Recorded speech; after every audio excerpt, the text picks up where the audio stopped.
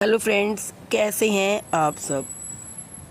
दोस्तों, आजकल की शादी और पुराने ज़माने की शादी में बहुत ज़्यादा अंतर आ चुका। पहले लोग घर के आगे ही टेंट लगाकर शादी कर दिया करते, या पार्क में या कम्युनिटी हॉल में शादी किया करते थे। बट आज तो बैंक्वेट हॉल या रिसोर्ट, इसमें शादी करने का भूत सवार हो गया है। कुछ समय पहले तक शहर के अंदर मैरिज हॉल में शादियां होने की परंपरा चली, पर वह दौर भी अब समाप्ति की ओर।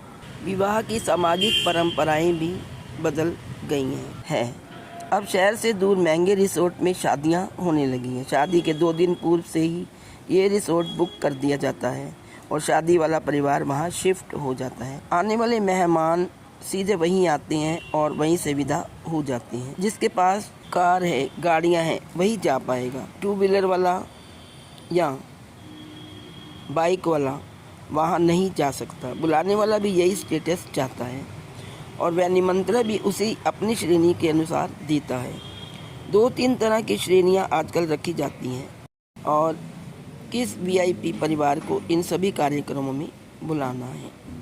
इस आमंत्रण में अपनेपन की भावना खत्म हो चुकी है। सिर्फ मतलब के व्यक्तियों को या परिवारों को आमंत्रित किया जाता है। किसको सिर्फ लेडी संगीत में बुलाना है, किसको सिर्फ रिसेप्शन में बुलाना है, किसको सगाई में बुलाना है या किसको कॉकटेल पार्टी में बुलाना है। महिला संगीत से पूरे परिवार को नाच गाना सिखाने के लिए महंगे कोरियोग्राफर 10-15 दिन ट्रेनिंग देती हैं।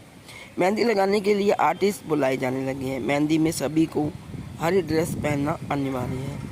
जो नहीं पहनता है उसे हीन भावना से देखा जाता है और उसे लोअर कैटेगरी का मानते हैं। फिर आता है हल्दी की रस्म।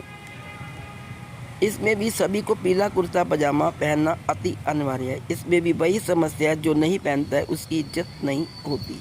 इसके बाद वर निकासी होती है। इसमें अक्सर देखा जाता है जो पंडित को दक्षिणा देने में 1 घंटे डिस्कशन करते हैं, वह बारात प्रोसेशन में 5 से 10 हज़ार नाच गाने पर उड़ा देते हैं। इसके बाद रिसेप्शन स्टार्ट होता है। स्टेज पर वरमाला होती है। पहले लड़की और लड़के वाले मिलकर हंसी मजाक करके वरमाला करवाते थे और आजकल स्टेज पर धुएं की धुनी भी छोड़ देते हैं। दूल्हा दुल्हन को अकेले छोड़ दिया जाता है, बाकी सबको दूर भगा दिया जाता है और फिल्मी स्टाइल में स्लो मोशन में वह एक दूसरे को वरमाला बनाते हैं। साथ ही नकली आतिशबाजी भी होती है।